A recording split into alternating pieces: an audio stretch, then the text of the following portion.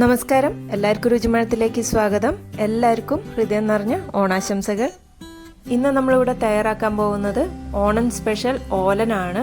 എല്ലാവർക്കും വളരെ ഈസി ആയിട്ട് പെട്ടെന്ന് തന്നെ തയ്യാറാക്കിയെടുക്കാൻ പറ്റുന്ന ഒരു റെസിപ്പിയാണ്. മാത്രമല്ല നമുക്ക് ഓണത്തിൻ്റെ സദ്യയിൽ ഒട്ടും തന്നെ ഒഴിച്ചുകൂടാൻ പറ്റാത്ത ഒരു റെസിപ്പി കൂടെയാണ് ഓലൻ്റേത്.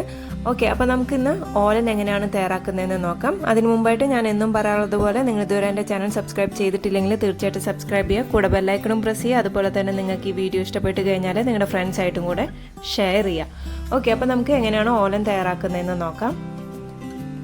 ഓലൻ തയ്യാറാക്കാനായിട്ട് ഞാനിവിടെ കുമ്പളങ്ങയാണ് എടുത്തിരിക്കുന്നത്. അത് നമുക്ക് ഏകദേശം ഇത് മുഴുവനൊന്നും എടുക്കേണ്ട ആവശ്യമില്ല. ഏകദേശം ഒരു 1/2 കിലോ കുമ്പളങ്ങയാണ് ഞാനിതിലേക്ക് തയ്യാറാക്കാനായിട്ട് എടുക്കുന്നത്.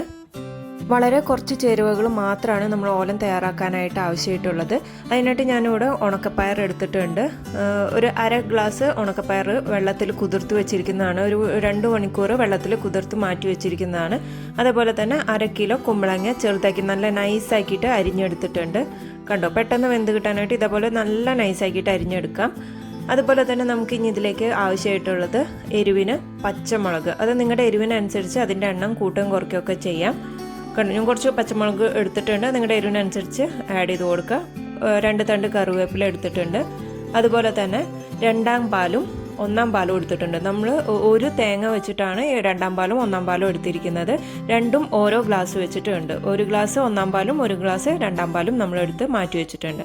ഓക്കെ, അപ്പോൾ നമുക്ക് ആദ്യം തന്നെ ഈ പയറിനെ ഒന്ന് വേവിച്ചെടുക്കണം. നമ്മൾ 2 മണിക്കൂർ വെള്ളത്തിൽ കുതിർത്ത് ഊറ്റി മാറ്റി വെച്ചിരിക്കുന്നതാണ്. അപ്പോൾ ഇതിനൊന്ന് നമുക്ക് വേവിച്ചെടുക്കാം. അതിനായിട്ട് ഞാനൊരു കുക്കറിലേക്ക് ഇതിട്ട് കൊടുക്കുകയാണ്.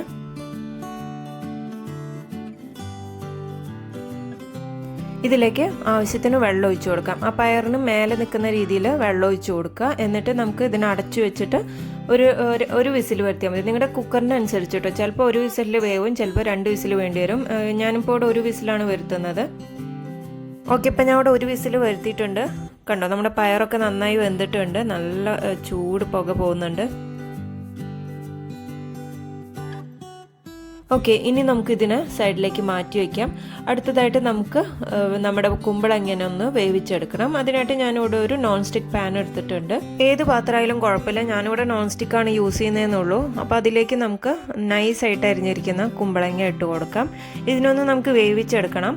അപ്പോൾ ഇതിലേക്ക് ആവശ്യത്തിന് പച്ചമുളക് ചേർത്ത് കൊടുക്കാം. ഞാനൊരു 4 പച്ചമുളക് ഇതേപോലെ അരിഞ്ഞിട്ട് ചേർത്ത് കൊടുക്കുന്നുണ്ട്. അത്യാവശ്യം എരിവുള്ളതാണ്. നിങ്ങളുടെ എരിവിനനുസരിച്ച് അതിൻ്റെ അളവ് കൂട്ടം കുറയ്ക്കുകയൊക്കെ ചെയ്യാം.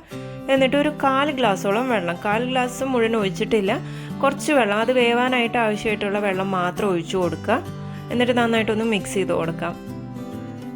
ഓക്കെ, എന്നിട്ട് നമുക്ക് ഇതിനൊന്ന് വേവിച്ചെടുക്കണം. അപ്പം ഞാൻ ഇതിനൊന്ന് അടച്ചു കൊടുത്തിട്ടുണ്ട്.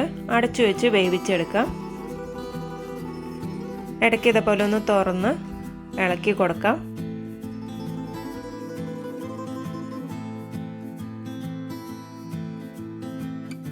ഓക്കെ, ഒന്നും കൂടെ ഒന്ന് നമുക്കിതിനെ അടച്ചു വെച്ച് വേവിച്ചെടുക്കാം.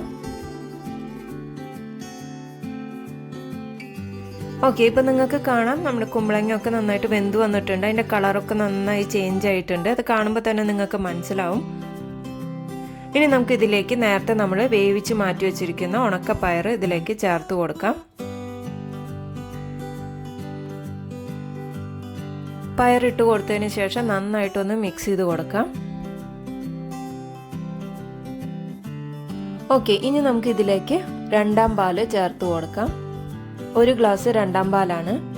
അത് ഇതിലേക്ക് ചേർത്ത് കൊടുത്തിട്ടുണ്ട്. ഇനി നമ്മുടെ കുമ്പളങ്ങയും അതുപോലെ തന്നെ പയറും ഈ 2ാം പാലിൽ കിടന്നിട്ട് നന്നായിട്ടൊന്ന് വെന്ത് വരണം. എല്ലാം നന്നായി ചേർന്ന് വരണം. അപ്പോൾ അതിനായിട്ട് നന്നായിട്ട് മിക്സ് ചെയ്ത് കൊടുത്ത് ആവശ്യത്തിന് ഉപ്പും ചേർത്ത് കൊടുക്കുക. നമ്മൾ പയറൊന്നും വേവിക്കുമ്പോൾ ഉപ്പൊന്നും ഇട്ടിട്ടുണ്ടായിരുന്നില്ല. അപ്പോൾ ആവശ്യത്തിനുള്ള ഉപ്പ് ഇപ്പോൾ ചേർത്ത് കൊടുക്കാം. എന്നിട്ട് നന്നായി മിക്സ് ചെയ്തിട്ട് ഇതിനൊന്ന് അടച്ചു വെച്ച് വേവിച്ചെടുക്കാം. നമ്മളിപ്പോൾ ഒഴിച്ചിരിക്കുന്ന 2ാം പാല് കുറച്ചൊന്ന് വറ്റി വരാൻ തുടങ്ങണം. എന്നാലാണ് നമ്മുടെ ഓലൻ്റെ പാകമാവുന്നത്. കണ്ടു, ഇപ്പോൾ നമുക്ക് തുറന്ന് നോക്കുമ്പോൾ കാണാം നന്നായിട്ട് തിളയ്ക്കാൻ തുടങ്ങിയിട്ടുണ്ട്. അപ്പോൾ ചെറുതായിട്ട് ഇതൊന്ന് വറ്റി വരണം. അപ്പോൾ നമുക്ക് ഇനി ഗ്യാസ് ഫ്ലെയിം ഒന്ന് ഫുള്ളിലിട്ട് കൊടുത്തിട്ട് അതിനെ ജസ്റ്റ് ഒന്ന് കുറുകാൻ വേണ്ടിയിട്ട് ഒന്ന് ഇളക്കി കൊടുക്കാം.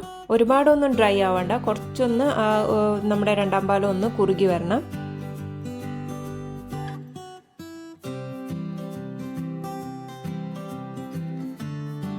ഓക്കെ, ഇപ്പം നിങ്ങൾക്ക് കാണാം നമ്മുടെ രണ്ടാം പാല് ജസ്റ്റ് ഒന്ന് കുറുകി വരാൻ തുടങ്ങിയിട്ടുണ്ട്.